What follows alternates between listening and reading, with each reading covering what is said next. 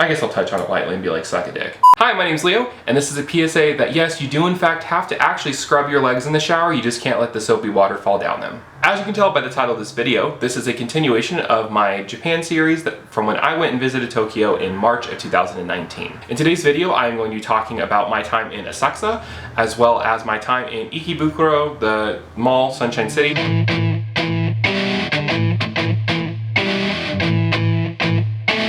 Asakusa is one of the older parts of Tokyo, with Sensoji Temple, I believe, being the oldest in Tokyo itself. As I said when I was concluding last week's video, today was the day that was my most enjoyable day in Japan. Prior to arriving in Tokyo, Sal took the liberty to schedule a kimono appointment for Erica and Tatum. I'm gonna go ahead and just get into it for this video because I can already hear or see the comments from the keyboards saying cultural appropriation. My take, and if someone from Japan wants to add to that or clarify for that, please do so, because obviously I want to operate in a realm of kindness and not being offensive to anyone. However, we did take a look into kimono practices and the touristy side of it before we went to Japan to see, is it something that's mocked, or is it something that a lot of people are not seemingly okay with? Is it just sort of a quick moneymaker on stupid tourists, or is it something that is actually welcomed? It seems that it is genuinely welcomed by Japanese locals or Tokyo locals to wear kimonos if you're a tourist, if you partake in sort of the, I don't want to call it a ceremony because that's absolutely not correct, but if you partake in the customs that those who adorn you in the kimono put before you. Tatum and Erica, I went with them to their appointment. I think it was like the third or fourth floor in a very small building. The elevator only fit, I think, 3 to 4 people maximum, very small.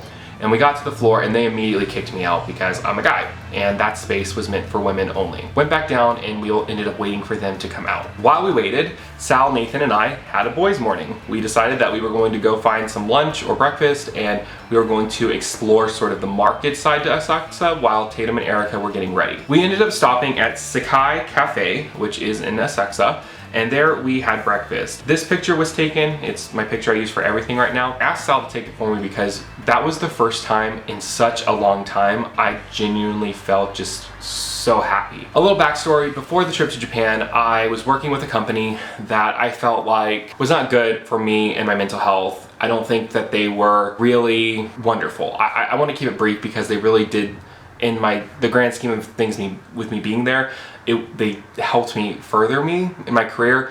It just was not a good fit. I had just come off probably about a year of really bad depression and anxiety that was caused by this employer. Being in Japan, oddly enough, I knew I was losing that job too. I got laid off while I was in Japan. I still felt so happy that regardless of what had happened back home, regardless of the fact that I don't have a job, I felt happy to be where I was. I felt happy and so blessed and lucky to experience everything that was going on around me. After we ate breakfast, Erica ended up calling us and said that her and Tatum were ready to go. We left and we started to walk out, and we ran into a group of children, of kids who were in school, but they were on a field trip in Asakusa to try and greet people who were not from that area. After you met the kids and they asked you, where are you from, you would put a little tack onto the board, and I sent them from Alaska because that is where I call home. They thought that was so cool. Sal also talked to some, Nathan talked to some. I think over the course of like the hour we were in that area, we all talked to probably 3 to 4 groups of kids each, who just wanted to ask, where are you from? How are you? We are learning English. Do you like Japan? It was the most adorable thing. I kept the origami, I guess, pieces that they gave me. I have one that I put in my traveler's notebook that at the end of this year, when I go through that video, I'll be sure to show you guys. It was a crane. I also have the other pieces somewhere tucked away safely because I don't want to throw them away because it was just such an amazing experience. We met up with Erica and Tatum. They both looked amazing. I thought that Tatum was so adorable in her kimono, and I thought Erica looked really beautiful. We wanted to go walk over to the Sensoji Temple. We knew that Erica and Tatum didn't want to stay in their kimonos forever. It's not the most comfortable apparel from what they said. We figured, all right, let's hang out at the Sensoji Temple for a minute, take some cute pictures, and then we would walk through the market and then wrap up by letting them go back and sort of get undressed in the kimonos. Sensoji Temple has a couple different stations outside the temple itself where I think they sell charms and they sell tokens of good luck or blessings. When you get closer to the temple, there is a big sort of, I wouldn't say a pot in the ground, but there is sort of a kettle with a lot of smoke in it. I believe, and of course if you're from Japan, please feel free to correct me below, I believe that the idea is you're supposed to breathe in the smoke to help purify yourself before you choose to enter the temple. Once you go in the temple, it is clearly a place of respect. You're supposed to be quiet. If you have kids, they should not be running around acting crazy, and approach the altar where if you choose to, you can pray. When you approach the altar, it's custom to give an offering. We were seeing a lot of people donate coins that can go from up to 500 yen or $5 if you were to in US currency. Practice, I could be wrong, completely I'm wrong. If you go to Japan, please double check it so you are respectful with their customs. Also, again, if you're from Japan, tell me if I'm wrong.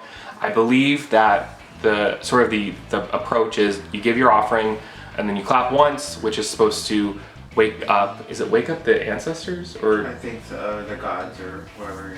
You're supposed to clap once to get the attention of, I believe it's the gods, it might be ancestors, whoever it is that you're praying to. So you clap once to wake up, clap again to get the attention, and then you bow, a good bow, like pretty low. That's whenever you say your prayer. And when you're done, you come back up and you clap again. I did that. I told many times on this channel, I've talked about my own faith. I still prayed to the God that I believe in while partaking in that custom. And I think that it's a experience. I mean, I would not ever recommend someone who is very anti-religion to maybe go do that. I think that's borderline sacrilegious.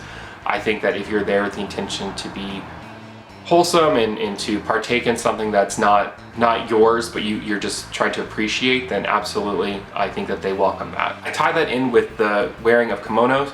It seemed that the locals had no problem. Erica and Tatum were dressed in kimonos. For the record, they were not the only people who were not of Japanese descent wearing those. I get too, that doesn't make it fine just because one person does it, like, okay, it's cool. I'm just saying it's not as if they were like an eyesore sticking out, and there were a lot of older Japanese locals who were there and wanting to take pictures. In fact, there's one guy in particular who he had his camera and he just was obsessed over Erica and Tatum, and he wanted to take so many pictures of Tatum. And I think throughout the time that Tatum was in her kimono, a lot of older Japanese locals just came up that called her kawaii, which is cute, and just really seemed to be okay with it and welcomed it. In our defense, we believe it's appreciation. I know that there are absolutely some settings to where people who do not, I guess, hold those practices near and dear should not partake. It does seem that maybe it's not just a very traditional sense anymore, since again, over there it is very marketed as something to come in and be a part of. With that said, I'm not saying that everything in all cultures has changed and we should partake in. With Halloween here coming up, obviously there are things that you should not be partaking in. I don't think that you should be dressing up as a geisha. I do not believe that you should be wearing Native American headpieces. If you're not ethnically Hispanic, I don't think you should be painting your face to be a sugar skull. Although some areas maybe have changed over time to be a little more welcoming of those who don't know a lot about the history, there are absolutely some places in life that you just don't touch. And that's what I have come to understand. After we left Sensochi Temple in the market area, Erica and Tatum, they got out of their kimonos and together we all walked toward a owl cafe. I had a lot of reservations with going to any sort of cafe like this. I'm very against animal cruelty. I try to live a life that is mindful of the earth and specifically animals. We ended up finding a place that I believe, and I could be wrong, but I believe it was confirmed that this place was meant to be a rescue. Wasn't it meant to be more like a rescue? I think that she's rescued. I know she's like, apparently she's like really famous in Japan because... The white woman? Yeah. Mm-hmm. Because she's, I think, such a foreigner. I think she was Australian, wasn't she? No. No, she's from Philadelphia. Yeah. Or Pennsylvania, not Philadelphia. She was like, I think, like a white person who's really intertwined with Japanese. She was on the local news. Okay.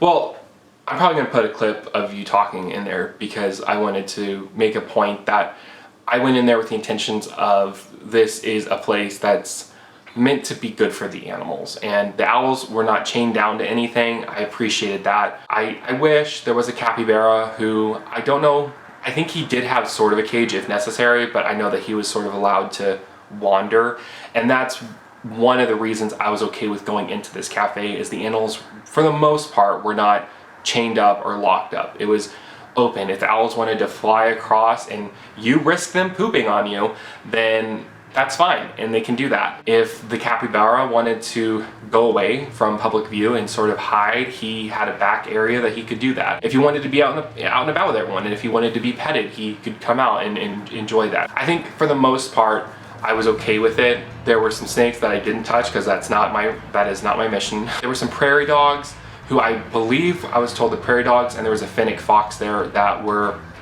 taken from people, as in they didn't have permits to have them. The government took them. Again, the lady who runs that shop is very well known in the area. I think that they were sort of given to her to care for. To get in was, I think, 600 yen, so $6, and then to hold the fennec fox, I think, was 500 yen, so another $5. I held him. He didn't like me. He bit my hand so hard, which in retrospect, my daughter held him before I held him, and he was nice to her. I held him, and that little dog, fox, bit my hand and caused me to bleed, and I was freaking out because anyways, he drew blood and I thought I was gonna get rabies or something. Then I was like mortified as a parent. I let my daughter hold that thing, and it could have, her hand obviously is gonna be a lot softer than my own, and luckily he didn't though.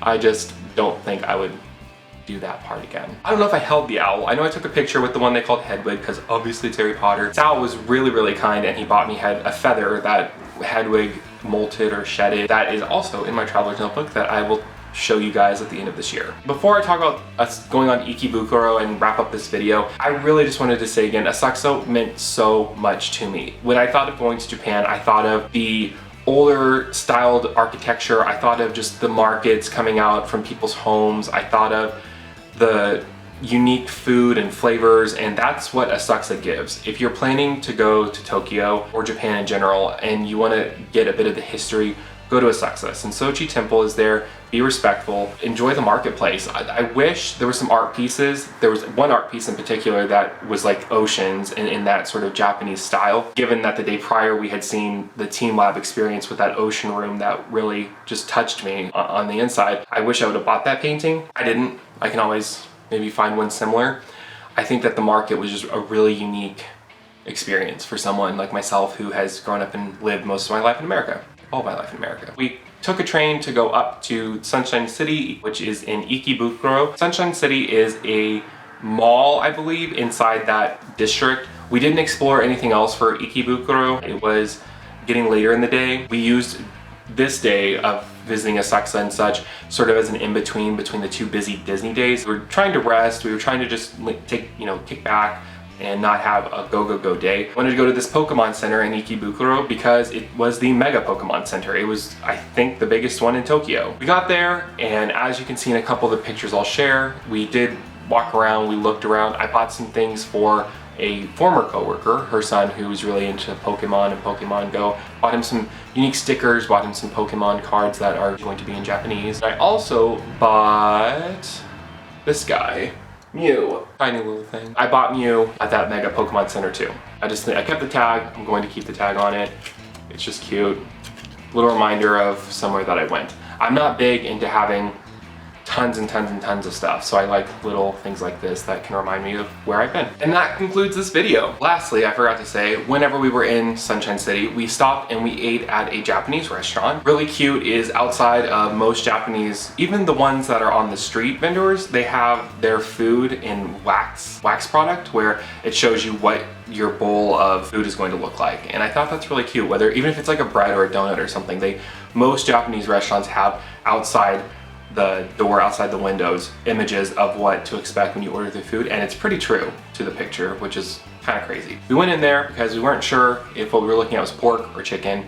Sat down. What was really nice is that for 12 bucks, we got a ton of food. Unfortunately, we ended up wasting a bit. I think besides the character dining, really our only experience eating out in Japan and having a sit-down restaurant experience. Very friendly. They helped us understand the menu. I want to say they did have an English version. My point in bringing that part up was just, it was relatively cheap for the amount of food that we got. Not sure if that's going to be everywhere. If you choose to eat out in Japan a lot, besides the character dining, I just thought that was really cool for what we paid. There was tons of food. Thank you so much for watching this video. I appreciate it that you took your time out of your day to watch something that I made. I hope that there was some information you thought was interesting in this or helpful if you're planning your own trip to Tokyo. I'll be posting a new video next week, and until then, I hope you have a great day. Bye.